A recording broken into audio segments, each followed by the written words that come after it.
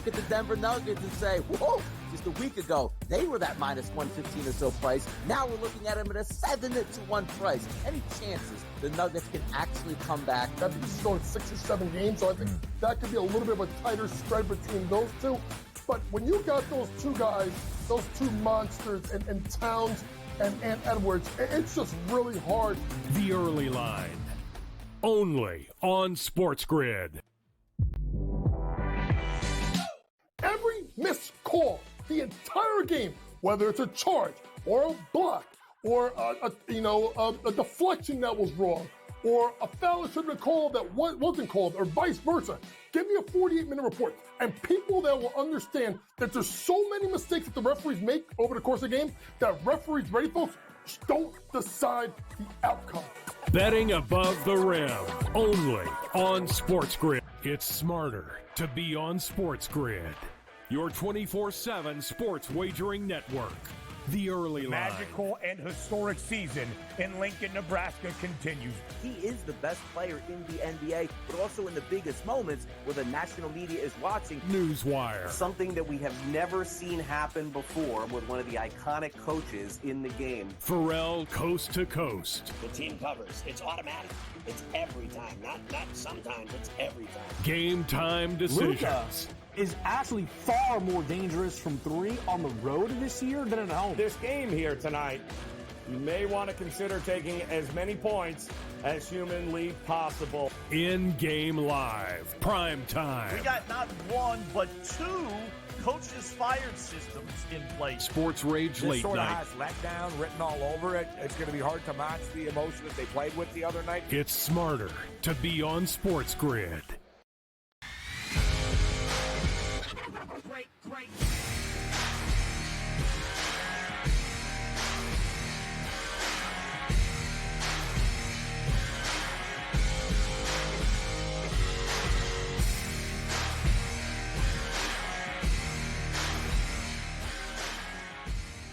Welcome back to Fantasy Sports. Today we've got a preview, of course, of everything happening in the NBA coming up.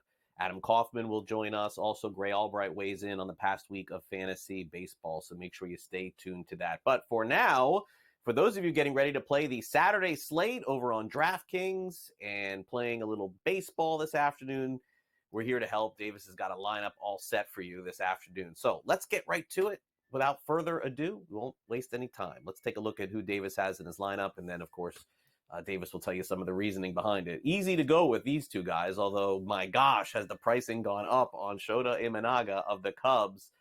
Wow, 10,100 today over on DraftKings. How do you not play this guy, though, against the Pirates? I don't know. Jordan Hicks of the Giants, still relatively underpriced, although the Giants are not hitting now, harder to get wins. Hicks generally doesn't go deep in the game, so you're relying on those strikeouts. Garver, the catcher on Seattle. Wisdom, a little Cubs stacky here at 3,800. And then, hey, another Davis in baseball. It's Davis Schneider, the Toronto Blue Jays, 4,000 over on DraftKings. So naturally, Davis is going to put him in the lineup. And Davis, look, let's keep it real here. Schneider came up last year, looked really good. Blue Jays probably thought, this is a little bit fluky. Let's just continue to lead off George Springer or somebody else. I mean, what's taking them so long? It took them 2 months to realize that this guy should be batting at the top of the lineup. And by the way, Schneider, isn't that the name of the manager too? The Blue Jays, what? He couldn't come around quicker?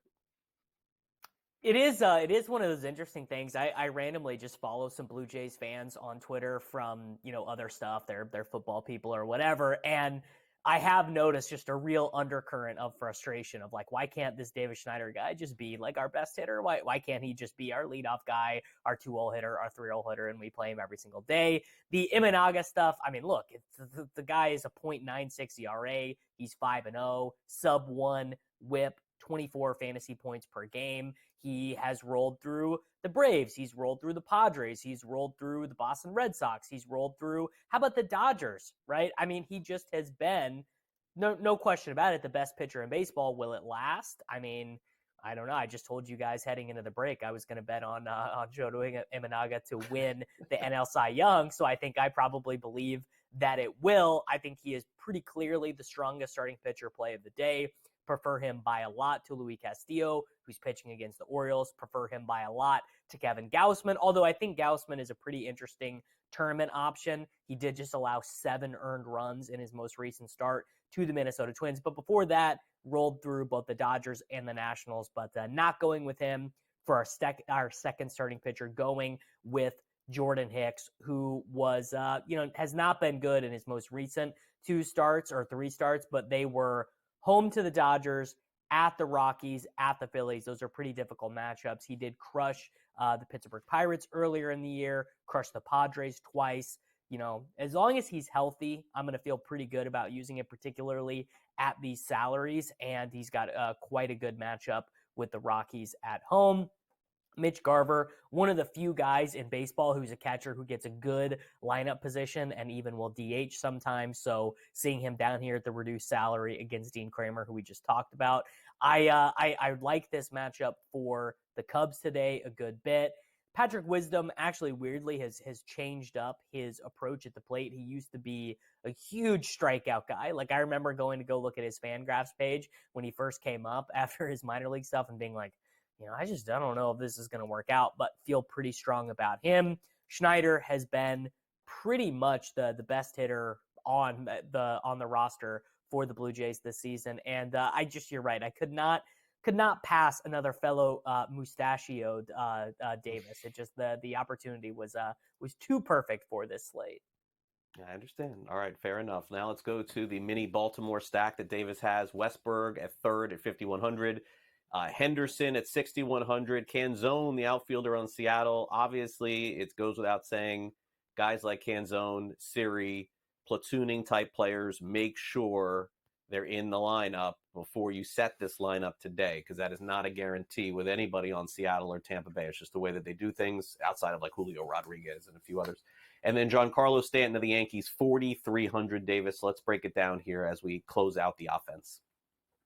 Yeah, I mean, my favorite thing in fantasy baseball this season has been to use Baltimore Orioles players when I don't think they're going to be the most popular guys of the slate, and that is not the way that it projects today. I don't actually see one offense that is going to be, super top heavy right now, but feel very good about using Jordan Westberg, who I think most people would be surprised has been as awesome as he's been. 7 home runs, 5 steals, 346 OBP. He's been very good for them. Gunnar Henderson, I think, is a decent bet right now for AL MVP. 13 home runs already for Gunnar Henderson, more than Giancarlo Stanton with his 10. I mean, $4,300 Stanton when he's healthy and not complaining about anything, and the vibes are good for the Yankees. I mean, I just feel like any given game, Stanton, even more so than Judge, even more so than Soto, is just like the best bet in Major League Baseball to hit a home run. I mean, his bat speed and control is just really so unbelievable. Canzone, you're right. I mean, he is a total platoon player. He has been, I mean, this week he has gotten 3 starts, which is like, pretty good for Dominic Canzone. He also has been able to rack up some counting stats in only 37 at-bats. He's got 3 home runs. Don't know if he will add any steals at any point, but $2,600 for him in a pretty good spot. Jose Siri is what would I have to do to get Jose Siri to lead off for the Tampa Bay Rays? Because he is he has the speed to lead Major League Baseball in steals. He would never do it because he won't play enough, but he also adds some pop in there. So that is our daily fantasy lineup for today. Yeah, and I would say, look, with all of this, it's fun to play because, simply put, some people in fantasy baseball have their teams heading into Memorial Day. You may be feeling like you're out of it or maybe just not be into it as much as it looks. I mean, look, it's a lot different to draft in March and then to sit here at the end of May and still be alive. So daily fantasy is definitely a great way to go about that. Also, in case you missed it, recapping our top story of the day, Scotty Scheffler yesterday was arrested before his round in the PGA Championship. They're back underway today.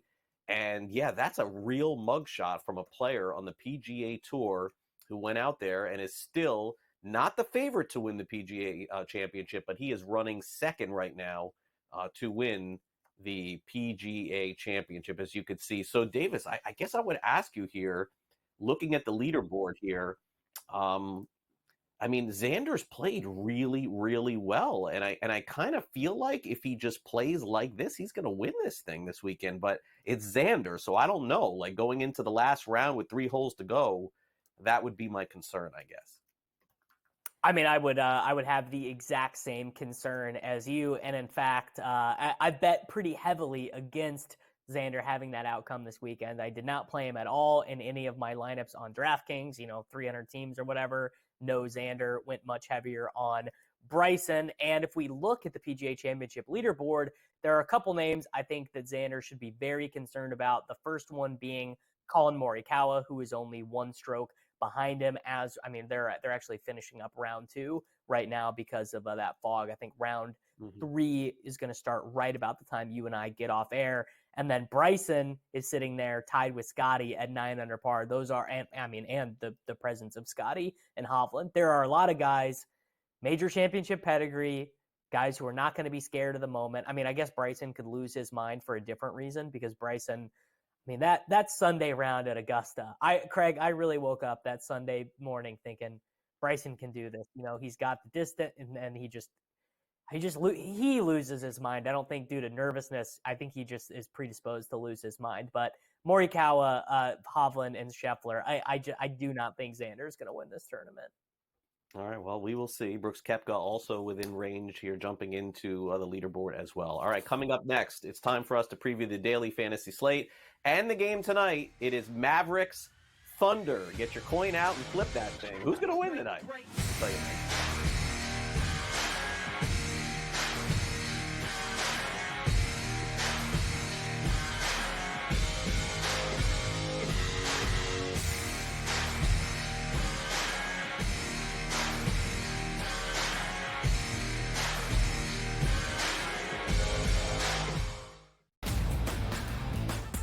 Look at the Denver Nuggets and say, whoa, just a week ago, they were that minus 115 or so price. Now we're looking at them at a 7-1 price. Any chances the Nuggets can actually come back? I think this is going 6 or 7 games, so I think that could be a little bit of a tighter spread between those two.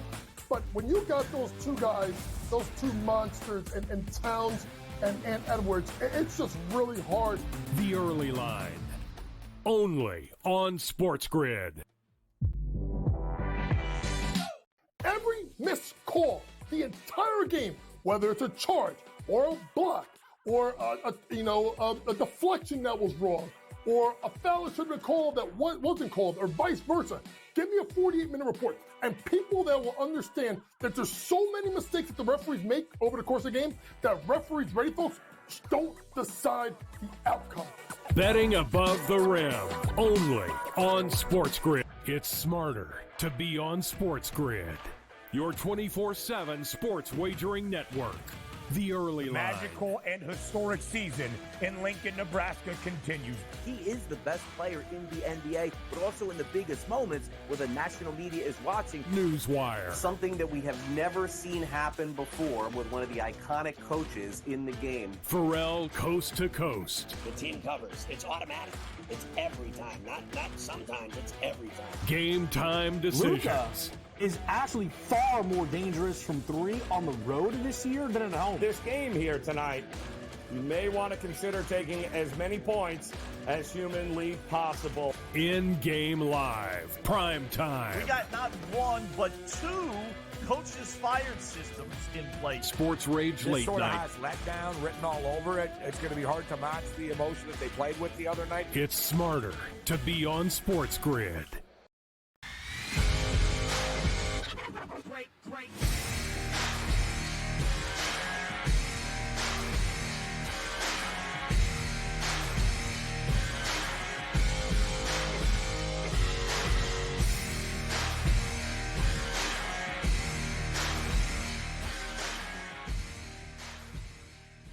All right, welcome back to Fantasy Sports today here on SportsGrid. The NBA at this stage is getting toward the finals in the East and the West, but got some business to do before then. My gosh, has this been an unpredictable series that we're going to talk about tonight? Dallas and Oklahoma City. Hopefully Adam Kaufman has some opinions on this. I don't know. Feels like every game has been a coin flip game. Mavericks 3.5 point favorites. Total 209. We're going to take a look at the daily fantasy. Hopefully, guys, this is more predictable than the outcomes of this game. We need somebody from the captain spot. So let's bring in Adam along with Davis. And Adam, thanks again for coming on the show here. I know we'll talk some betting a little bit. We'll talk some daily fantasy. And I guess let's start with you. Like, it's interesting as I watch some of the pregame shows and the prognostications on some of these games. And, you can't take them real seriously, and I get it. And then it's like the outcomes of this, like the road team wins one, and like critical game here, game 5, road team wins. Critical game, game 6, road team wins. I don't know. Like, is this that unpredictable? It feels like this of all the series is the one that I can't get a grasp on. Yeah, I kind of feel similarly. The only thing I guess I kind of lean toward is maybe going with the under. The Mavericks are not a tremendous offensive team. The Thunder have not been a great offensive team on the road either. And so, when you look at a total, and I know it in the year of our Lord 2024, I've been banging this drum a lot. When you see totals that are in the sub 210, you're inclined to just auto overplay it. I've been doing that a lot in some of the other series. This one, though, I kind of feel like we may skew toward the unders. That's probably how I would bet it. There are certainly some player props that I like. As far as a side, though, I agree. It feels largely unpredictable. I guess if I had a lean, ultimately, it would be toward Dallas. Just ultimately I hesitate to even say the better team or the more I guess they're slightly more seasoned, more veteran. Obviously, the Thunder are the youngest one seed maybe ever. Certainly in this year's field, the youngest playoff team by far. But they've been really, really good too. So it's hard. But I guess I would lean Dallas if I were to bet a side. They are the youngest one seed ever. They were the second youngest team in the NBA, period. When you add together all of their average age. I think the series to me has really come down to two things. The first being wing Jalen Williams just has not been good. I mean, he was awesome in the regular season. He was a huge part of their success. There's no chance they get the 1 seed without him playing as well as he did. And he basically has just been indistinguishable from, like Tim Hardaway Jr., for example, for the Mavericks, or, what would they have done better in this series had Gordon Hayward been in the starting lineup instead of wing Jalen Williams? Like, honestly, maybe because Jalen has been unable to shoot. Now, well, you know what? Actually, I'm being a little bit unfair because his defense has been phenomenal. Maybe not Gordon Hayward. Maybe somebody else. His defense has been unbelievable. So let's say had they done Andrew Wiggins or Isaiah Joe over him, or both of them since they removed Giddey from the starting lineup, I definitely think it's possible. And pretty much every game when we've come in, my thought has been, well, if wing Jalen Williams scores 21 points, 8 rebounds, 4 assists, then they win this game going away, because there's no third guy on the Mavericks who can step up and do the same thing. And I mean, Luka's been good in this series, Adam, but it's not been, like Luka killing the Clippers, for example. It's been very different. I like your idea of going under. Do you think there are any lineup changes or schematic things that could make the rotations different for either of these teams in Game 6? See, not for the Thunder. I mean, I think we've already seen that move, which, as you alluded to, was Josh Giddey coming out of the starting lineup. And I don't know why he was continuing to start as long as he was. I mean, from a betting perspective, it was great because the guy was just an unders cash cow, because you knew that he was going to play like 15 minutes the entire game, and you were going to see more run out of the likes of Joe and Wallace and guys like that. Although that does bring me to this, somebody pointed this out to me earlier, and I thought it was just such a great look. I instantly bet it, which was Cason Wallace over 4.5 points today. You may, hear Cason Wallace here 4.5 points and go, I don't know. Guy played 27 minutes last game. The Thunder, obviously, I mean, you have no choice but to go for it. You're trying to win this game. You're trying to win this series. And so they're better players. They're starters, which, he is going to have starters minutes. They're going to be on the court. And, I mean, he's someone that the volume was there in the last game. He shot just 1 for 7. So obviously it was not a good game for him, but I expect that to change and clear that 5 points with relative ease, which, we're talking about a 3-pointer and another bucket or a couple of threes, whatever it takes. So I could see Wallace doing that, which is why he is going to be a fixture, especially on the cheap in my fantasy lineups today. Yeah, it's pretty interesting. You would think that going with a double guard lineup would make it a little bit harder to contain what it is that the Mavericks are doing. Because really, ideally, you want a wing guarding Luka as much as possible. You want Dort and you want Jalen Williams on them as much as possible. But Kaysen Williams is such a dog on defense that it actually kind of makes up for it. And Shea doesn't need as much space as, kind of an average superstar. Like Shea doesn't need as much space as Luka or Kyrie or, Jason Tatum or Jaylen Brown does, because very weirdly, Oklahoma City, despite being this, very clear analytics forward organization, Shea Gilgeous-Alexander took the most mid-range jumpers in the NBA, and, outside of big men, so outside of like guys who are 7 feet, we actually had the highest effective field goal percentage on them because he's able to create that space himself. So having Kaysen Wallace, who is like a fine shooter, but not not a dead eye shooter or anything like that out there, really hasn't harmed their offense. And to your point, both teams are kind of playing this in a rock fight style way. Neither team is coming into this game with the game plan, okay, we got to run. We got to 7 seconds or less. We got to shoot as many 3-pointers as possible. It's slow. It's more contained. Luka has been taking less and less of his step-back 3-pointer as his knees have kind of locked up on him throughout the course of this series. But the biggest guy who's got to show up tonight, it's got to be Chet Holmgren, because Chet has got to keep Lively and PGA Washington off the boards. PGA Washington has killed Oklahoma City. So we're going to talk more about that on the other side. A break as we break down some NBA DFS showdown lineups on DraftKings. See you back here in a second on the Grid.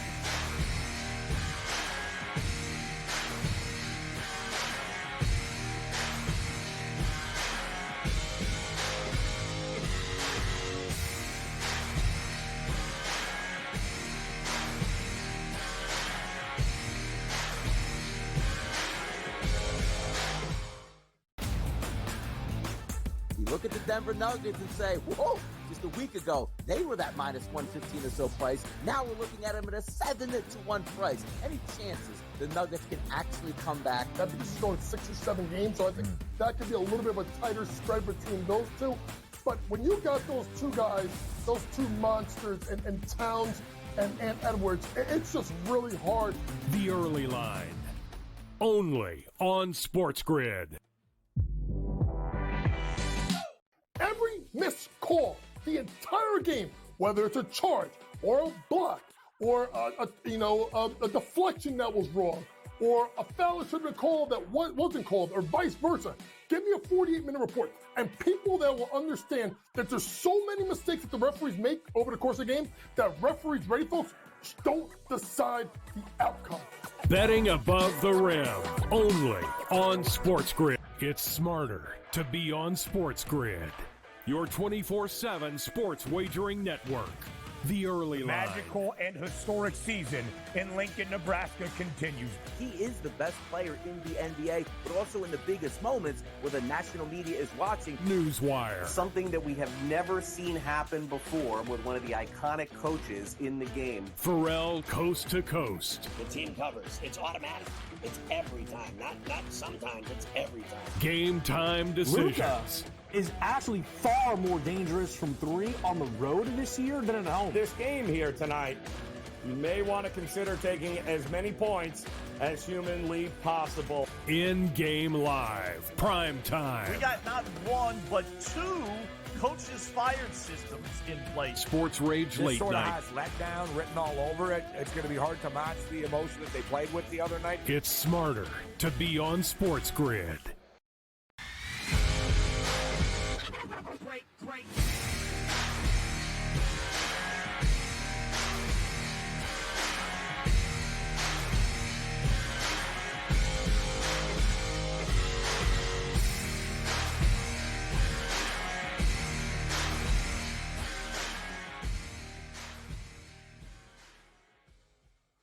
All right, we are back breaking down Dallas, Oklahoma City, Game 6, specifically for NBA DFS showdown lineups on DraftKings, one of my favorite formats to play. I think that NBA DFS has got to be such a solved game, particularly at the full slate level. Like, the projections are so good, and it is so hard to consistently churn out winning lineups. I think Showdown, Adam, is a little bit different because you are going to be exponentially rewarded for skating to where the puck is going as opposed to where it's been in terms of player performance and rotations. So let's take a look at my lineup that we've got here for tonight. I agreed with you on the Case and Wallace take. He is in my lineup. I'm going Shea at captain, mostly because I think that Doncic and Kyrie are going to share the load a little bit more tonight, whereas I think we've seen some real clear evidence in the last 3 games. There is none of that sharing going on in Oklahoma City. 22, 27, 23, 24 field goal attempts for Shea in the last 4 games. The big thing I'm doing here, I'm saying Joe ends up playing more minutes than Wiggins, which is the opposite of what happened in Game 5. And I am going with THJ, who only played 12 minutes in the relative blowout victory in Game 4. But THJ, I think the really key thing for him in Showdown is you get the confluence of not being particularly high owned relative to the starting Mavericks players. And you just need him. You need 2 of his threes to go in instead of bouncing off, and you're looking at a guy who can come close to optimal. So that is my top lineup tonight for NBA DFS Showdown. So listen, we built pretty similarly, which speaks to one of 2 things, either great minds or short rotations. I'll let the viewers and listeners decide, obviously. But to your point, there are only a few ways. I mean, there are a lot of different ways to do this. There'll be a lot of duplicated lineups as well. But in terms of just logically looking at the captain, you can either get cute, right, and get fancy with a cheaper kind of value mid-tier captain, or do what most people are going to do, and that is either what you did, Captain SGA, or Captain Luka, which is obviously that much more difficult because he's so expensive, north of $20,000 in that captain spot. I think, for me, this is a little bit of, I know it doesn't skew this way as much in DFS as it does in betting, because DFS, doesn't care about ultimately the game result, but there is some level of narrative street in this. And so I built out a couple of different lineups.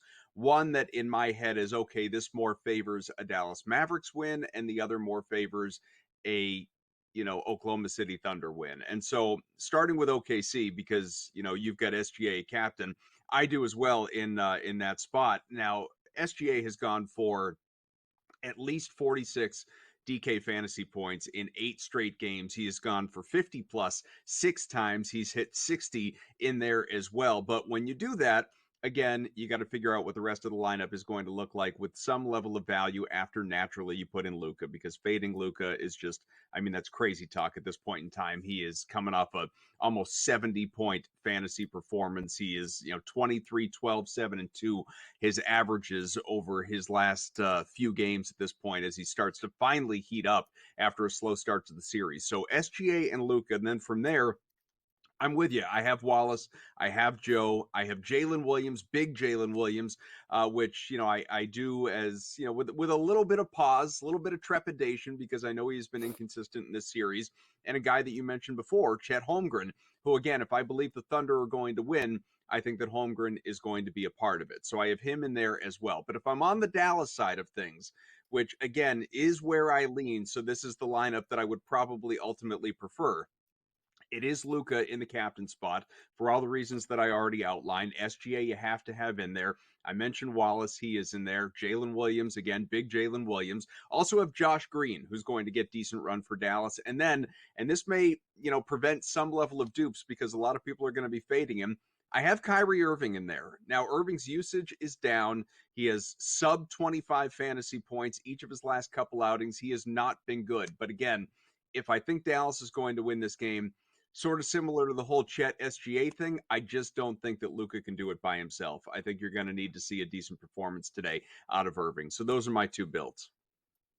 I really like the Jalen Williams call. I think it's very and the Josh Green call. Actually, like Green or THJ, one of them is going to have to make 3-3-pointers in a win. It's kind of just really the way that I view it. That's just kind of the way NBA series prices go. You need the role players to make shots. Thanks to Adam for joining us. Craig is going to be back with me as Gray Albright joins the program here in a few moments.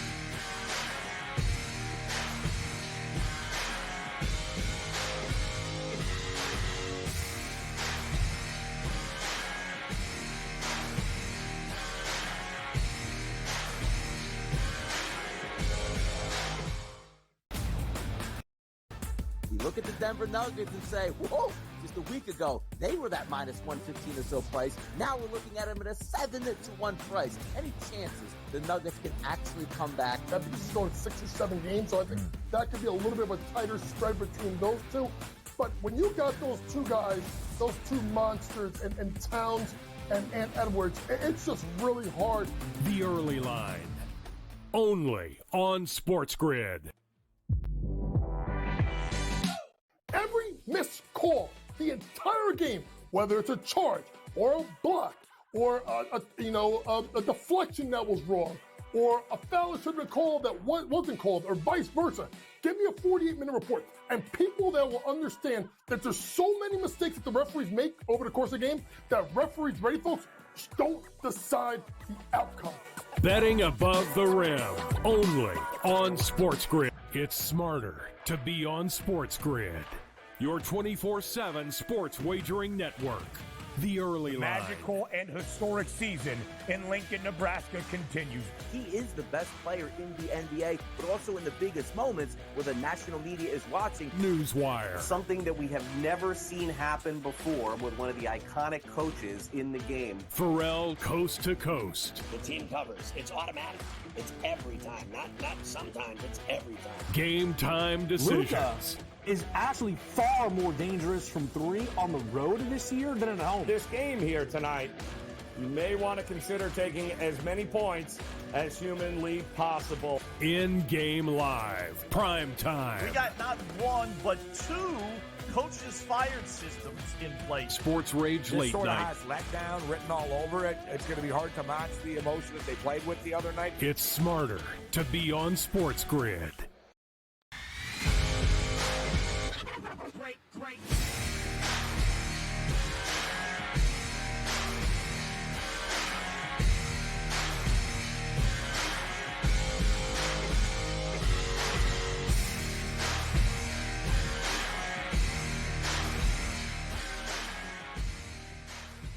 Hello, everyone, and welcome back into Fantasy Sports Today here on SportsGrid. I am lucky enough to be joined by the one and only Gray Albright. We are obviously going to be breaking down all the implications of the David Fletcher situation. No, not actually. We're going to talk about fantasy baseball.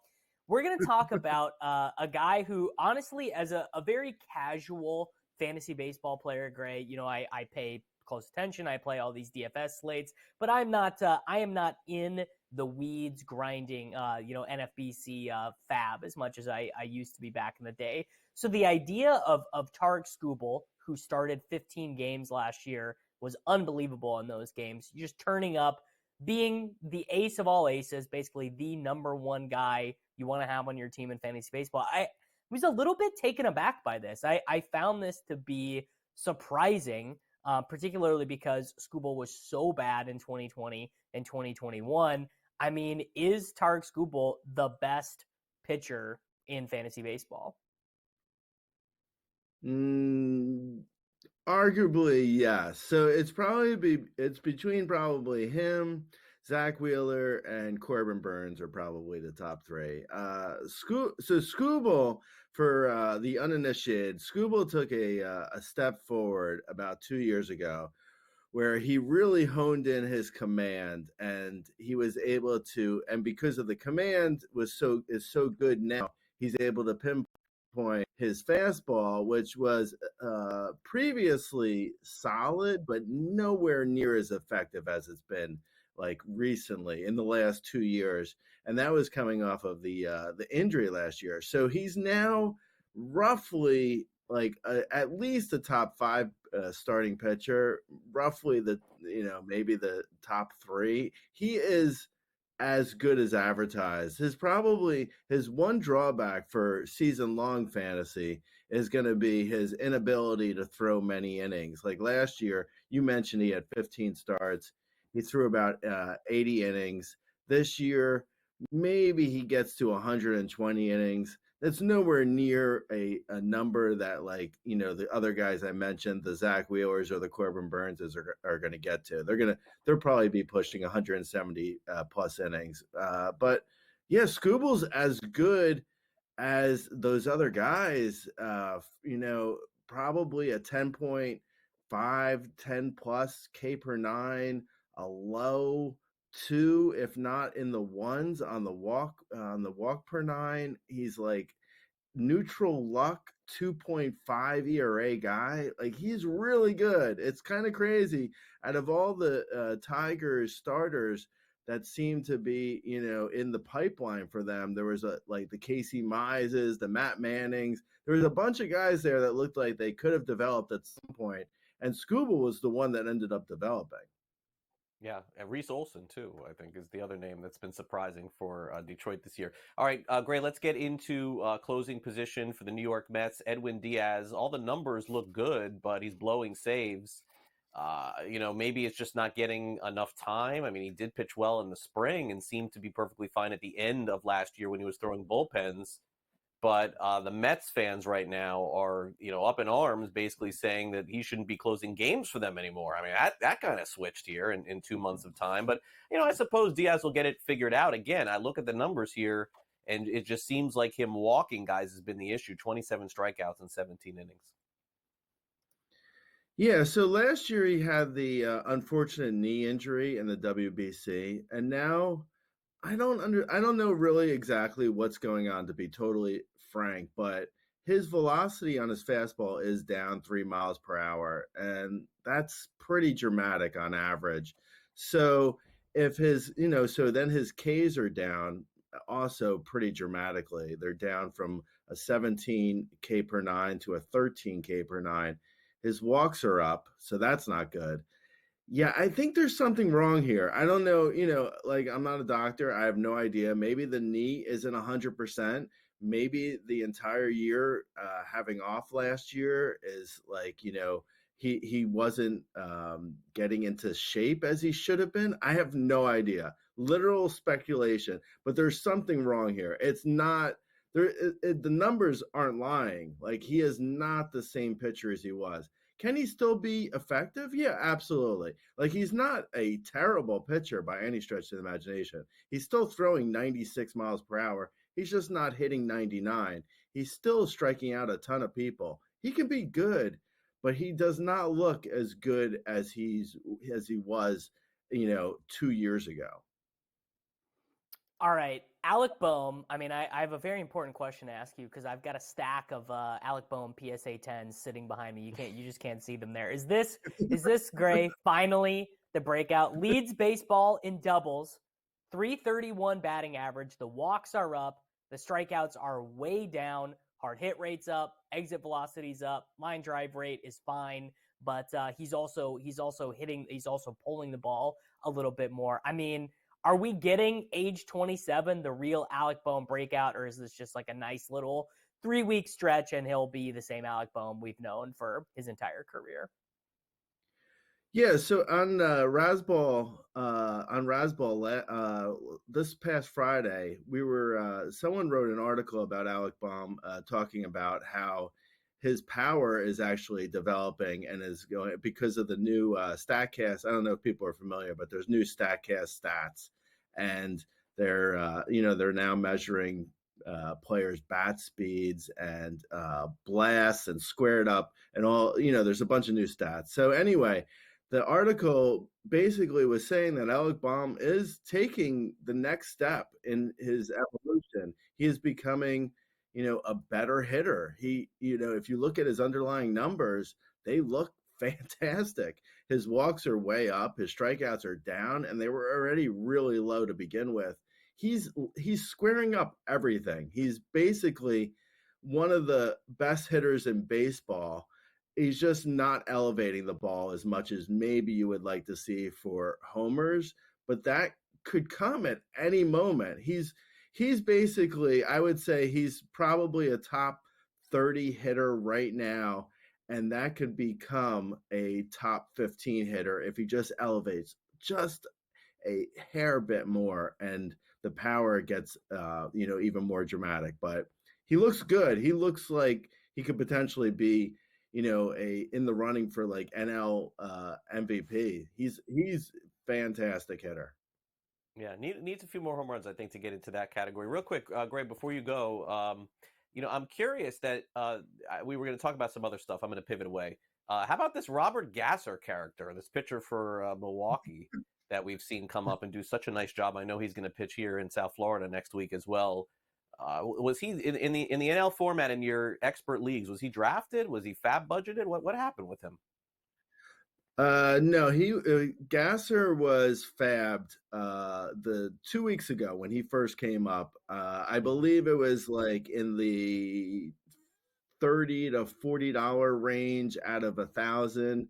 So you think out of 100, roughly $3 to $4. So which is fairly affordable for an NL only guy. He looks like he's got pretty solid strikeout stuff, not great command. I worry a little bit that he could get tripped up a bit in the as teams start to see him and lay off of some of his his cutter is great, but his changeup and fastball aren't really that good. He doesn't throw that hard, so I worry a little bit about a correction coming up for him. Okay, fair enough. Well, I will tell you, Gray, it's great to catch up with you as always, and have a good rest of your weekend. Good luck with all of your bidding this weekend, and we'll talk again next week. Thanks for coming up. All right, let's. All right, it is Gray Albright from Razzball. Coming up next, it's time to play a little fantasy or reality, and then we have the SportsGrid 60 coming up at 11 o'clock a.m. Eastern, betting above the rim. Also, game time decisions coming your way as well. So plenty more to come here on this edition of Fantasy Sports Today on SportsGrid. Stick with us. We're back on the grid after these brief messages. Don't go away.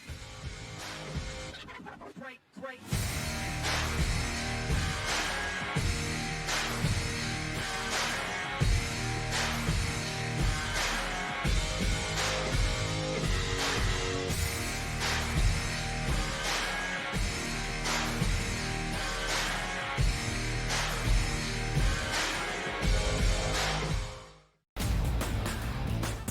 Look at the Denver Nuggets and say, whoa, just a week ago, they were that minus 115 or so price. Now we're looking at them at a 7-1 price. Any chances the Nuggets can actually come back? I think this is going 6 or 7 games, so I think that could be a little bit of a tighter spread between those two. But when you got those two guys, those two monsters, and Towns and Edwards, it's just really hard. The early line, only on SportsGrid. Every missed call, the entire game, whether it's a charge or a block or a deflection that was wrong or a foul that should have been called that wasn't called or vice versa. Give me a 48-minute report. And people that will understand that there's so many mistakes that the referees make over the course of the game that referees, ready folks, don't decide the outcome. Betting above the rim, only on SportsGrid. It's smarter to be on SportsGrid, your 24/7 sports wagering network. The early line. Magical and historic season in Lincoln, Nebraska continues. He is the best player in the NBA, but also in the biggest moments where the national media is watching. Newswire. Something that we have never seen happen before with one of the iconic coaches in the game. Pharrell, coast to coast. The team covers. It's automatic. It's every time. Not sometimes. It's every time. Game time decisions. Luka is actually far more dangerous from 3 on the road this year than at home. This game here tonight, you may want to consider taking as many points as humanly possible. In-game live, prime time. We got not one, but 2 coaches fired systems in place. Sports Rage This late sort night. of has letdown written all over it. It's going to be hard to match the emotion that they played with the other night. It's smarter to be on SportsGrid. Break.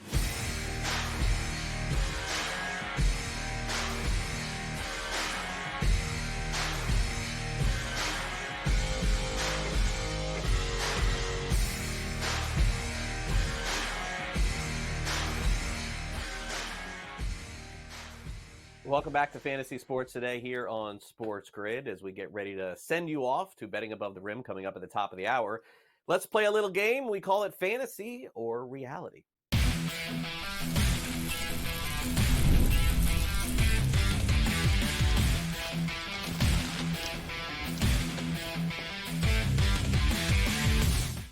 Could it be a summer of success in Kansas City? The Royals have not been fantasy relevant or playoff relevant in, I don't know, feels like 7 or 8 years.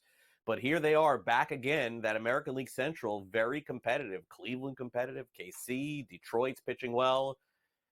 You just got to wonder at the end of the season, could we be calling the Royals' name in that first round series? Fantasy reality, Davis. The Royals will make the postseason in the American League this year. They're plus 150, which, by the way, is a better number than you would have gotten about a week or two ago. They were a little bit less. They've fallen back ever so slightly. What do you make of this? So I want to just say, yes, absolutely. They're going to win 100 games. They're the best team in the American League. That's what I would love to say. The thing I am concerned about is the level of pitching they have gotten, I don't think is sustainable. Right now, Seth Lugo has a 1.6 ERA. He has more. He's got 12 walks to 48 strikeouts, not a particularly good ratio. No one on the staff is allowing more than 1 home run per 9. I think Cole Reagans will be better. Brady Singer will be a little bit better, but Alec Marsh, Lugo, and Waka, I think, are going to be close to league average the rest of the way. What I would love to see them do would be, I know they spent the money on Hunter Renfroe in free agency, but the Hunter Renfroe and Adam Frazier signings didn't super work out. These guys, actually, Renfroe's been brutal. Frazier's been fine. I would love to see a replacement come in for them. But I'm feeling positive on a beautiful sunny day here in the Midwest, Craig. So I am going to say reality that my Kansas City Royals do return to the postseason. I think they're going to have a good year, better than people expected, and I think that they're going to fly over their number. But I just don't think in the end it's going to be enough. Unless they're going to commit themselves to a little bit more winning, I think Baltimore is going to get in. Look, I didn't think the Yankees would at the beginning of this season. I think they will too. The West has Texas. They have Houston if they get hot. Seattle is there as well. Cleveland seems like the team to beat in that division. I don't know. I think they fall just short. I like the optimism, Davis. Plus 150. Why not take a chance there? But I am going to go opposite you. I'm going to say 80-something wins, just not enough. I'm going to say fantasy. All right, now let's get over to the National League Central, which is competitive to a degree, but not necessarily maybe the teams that most predicted at the beginning of the season. Now, the Cincinnati Reds were the team that was favored to win the division, and they look nothing of the sort. For some reason, the Cardinals, everyone thought, would be good again, like they were a few years ago. They really have not. They've been better lately. They're still 8-1. Brewers are favored, followed by the Cubs. Pirates are 27-1. Fantasy or reality, Davis, the way the odds stack right now with the Brewers being the favorite, no one had them winning. Everyone had them maybe in last. Fantasy or reality, they'll win the Central. Yeah, I mean, look, Contreras is the NL MVP, right? I mean, look, we just looked at the odds. I mean, come on, he's fine.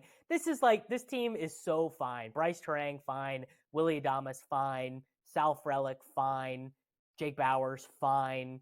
Freddie Peralta, I mean, it's just they're fine. Like I don't know if you feel this way. This division just does absolutely nothing for me. Like these teams, the Brewers, the Cubs, the Pirates, the Cardinals, the Reds. I really, the only team that is exciting to me in any way is the Reds, and they've played bad relative to their baselines from last season. I'll say, actually, you know what? I'm going to say the Cubs win it because they get a win every 5 days when Imanaga takes them out. And if you can bank one, one guaranteed win. So I'll say fantasy. I'll say the Cubs win the NL Central.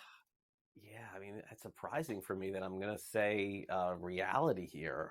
I mean, I don't want to do it, but I would not take the Cardinals, by the way. I do not believe the Cardinals are going to win the division. The Reds are very surprising. I mean, the Pirates number is, I mean, I know they haven't played that well, but that's kind of crazy to see them at 27-1 with Skeens and Jones. They may have the best pitching in the division. I don't know, Cubs maybe too. It's very close for me. I'm going to go against it. I'm going to say fantasy. I'm going to say some other team wins. But if you're saying to me, Craig, where do I take my 10 cents? I do not put it on St. Louis. I would put it on any of the other teams. I'm just not a believer that the Cardinals are Or I know they've played better in the last week or so, but if you look back 10 days ago, everyone had the Cardinals losing 100 games. So very up and down. All right, Paul Skeens dominated the Cubs on Friday, and he's been everything that you could possibly ask for. But the question is, with Jared Jones pitching the way that he is it fair to say that Skeens will finish as the Pirates' most productive pitcher this season? Fantasy reality, I mean, it was kind of a two-team race unless you think Keller is better than both of these guys, Davis. Fantasy reality, Skeens will finish as the Pirates', I guess, most productive or best pitcher. Jones is a leg up on him right now. Yeah, I mean, look, Jones has been unbelievable. He's been awesome, as good, actually better than you could have expected. But they've actually babied him more than I anticipate that they are going to baby Paul Skeens, because Skeens has more experience pitching deeper into the season from college baseball. So yeah, I mean, come on, easy reality here. I've got Paul Skeens. What could you get a Paul Skeens to an NL Cy Young? I wonder, man. I wonder. I'm going to say Jared Jones will be their most productive pitcher at the end of the season, because I think a scenario could pose itself where Jones keeps pitching and Skeens is stopped at the end of the year if Pittsburgh isn't in it. And I think if we're just looking statistically, I think I'm going to go with Jones. I think Skeens is awesome, and I sung his praises earlier in the show, but Jones has been their best pitcher thus far. All right, Davis, let's go to the bottom. Rockies won 6 in a row. White Sox playing better. Marlins have won 3 games in a row. Those are the 3 teams at the bottom. Maybe we should include Oakland too. Fantasy reality, the Rockies will finish with the worst record at the end of the season. Remember, Oakland had that nice little 500 type start, but they've fallen back. No, false. The White Sox. The White Sox are the worst team in baseball. The Rockies will find a way to win like 3 more games than the Chicago White Sox. I would agree. I got the White Sox as well at plus 140. I think that's accurate. All right, we'll take a quick timeout. Coming up next, it's time for the Sports Grid 60. So stay with us here on Sports Grid. We'll be right back.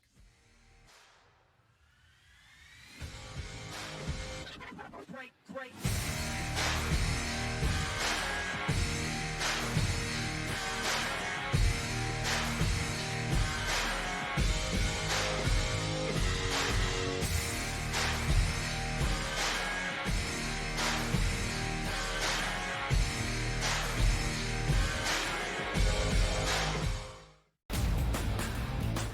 You look at the Denver Nuggets and say, whoa, just a week ago, they were that minus 115 or so price. Now we're looking at them at a 7-1 price. Any chances the Nuggets can actually come back? I think this is going 6 or 7 games, so I think that could be a little bit of a tighter spread between those two.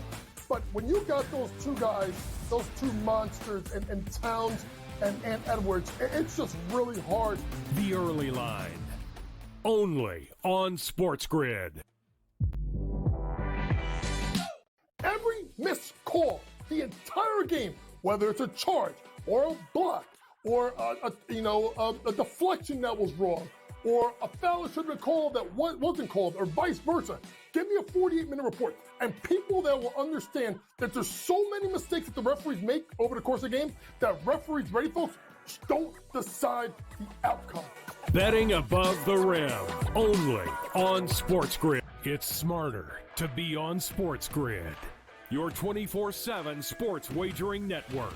The early line. Magical and historic season in Lincoln, Nebraska continues. He is the best player in the NBA, but also in the biggest moments where the national media is watching. Newswire. Something that we have never seen happen before with one of the iconic coaches in the game. Pharrell, coast to coast. The team covers. It's automatic. It's every time. Not sometimes. It's every time. Game time decisions. Luka is actually far more dangerous from 3 on the road this year than at home. This game here tonight, you may want to consider taking as many points as humanly possible. In-game live, prime time. We got not 1, but 2 coaches fired systems in place. Sports Rage This late sort of night. has letdown written all over it. It's going to be hard to match the emotion that they played with the other night. It's smarter to be on Sports Grid. Great.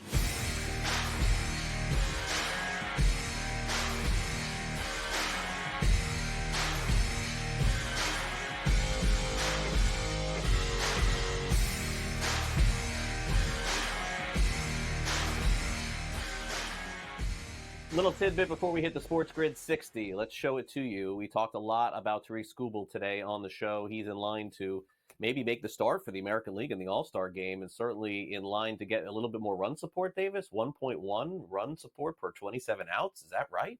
Reese Olson, 6.7. You know, this sometimes happens, Davis, right? We've seen that with Kershaw and some other, and DeGrom, right? It's like, what happens, do you think? The team just gets, like, satisfied? They know that they're going to have an easy day, so they don't hit? It's sort of bizarre. How about peak Felix Hernandez, Cy Felix back in the day, one, yeah. where it would be like, the Mariners were never that good, but it would be like Felix Hernandez would be the best starting pitcher in baseball by like leaps and bounds, and he would win like 8 games a year because the Mariners would just never score any runs when he was pitching. I mean, you know, it is kind of one of those things. I wonder if there is something there of like, when we have our guy going on the mound, you either get, you know, really jazzed up, or you're like, do I really need to take my, you know, Reese is pitching today. He's the best pitcher on our, you know, like, what does it matter? It is sort of interesting, and does really, you know, at the end of the day, it does go to show something that we all kind of inherently know, which is there is much more luck and much fewer things that we can control in fantasy baseball, fantasy basketball, fantasy football than we could ever anticipate or imagine, you know, which I you know, that's kind of saying the quiet part out loud here on fantasy sports today, but understanding variance is like, it's kind of like lesson number 1 you should understand about wagering on sports. Yeah, I would agree. All right, interesting note. Thanks a lot for that at the end of the show. Now let's give you another note. It's time now for our Sports Grid 60.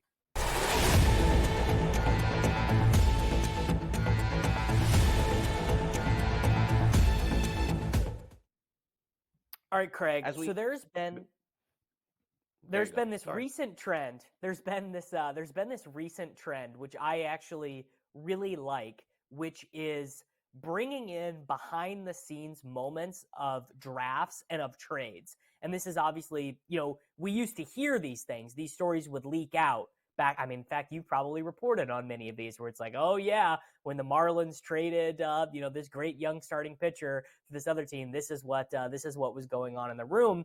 But we now are getting, there's just videos of teams, you know, trying to trade their star wide receiver or their stud, you know, left tackle, whatever it might be, to the point that now it is being reported that there is a quote unquote Hard Knocks for the New York Giants that is going to be coming out on HBO, where no one has a jersey on. There's no pads. It's all you know, the GMs. They're doing their interview with Malik Neighbors. They're talking about, what do we do? I mean, I wonder if in this Giants Hard Knocks, I wonder if we're going to hear them deliberating, what do we freaking do with Daniel Jones, man? It's like, do we keep this guy? We got we got Drew Lock in here, you know, all of that, which I think is pretty fascinating. And it's got to be a crazy thing to be an athlete, to like literally hear yourself, like there's a big difference between, you know, your agent calls you and say, hey man, you've been traded to Phoenix, versus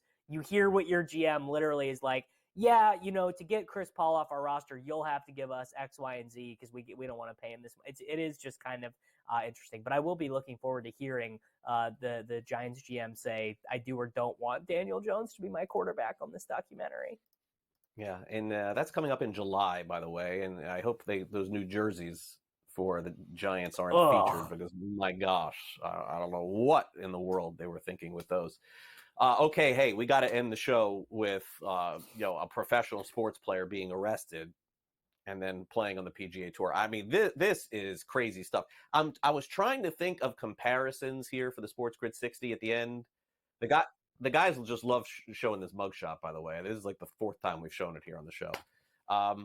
Is it like Eugene Robinson getting arrested like the night before the Super Bowl or something like that? Like, I don't even know what to compare this to. It's just so bizarre. And the reality for me is that congratulations to Scotty Scheffler for being able to put this behind him. I mean, I suppose you could get arrested and just show up at work the next day and you could get through it. But imagine trying to perform at a very high level. I cannot imagine. And so don't give him credit for getting into it, the cop getting arrested, but give him credit for playing as well as he did yesterday. PGA Tour continues today with the PGA Championship coming up a little bit later for game time decisions. They will continue to have that discussion. For our producers today, and Sam, I know Pat, and everybody else helping out today, fantastic job. Gray Albright, also coming on the show, Adam Kaufman. For Davis Maddock, I'm Craig Mish. We will see you next week on Fantasy Sports Today.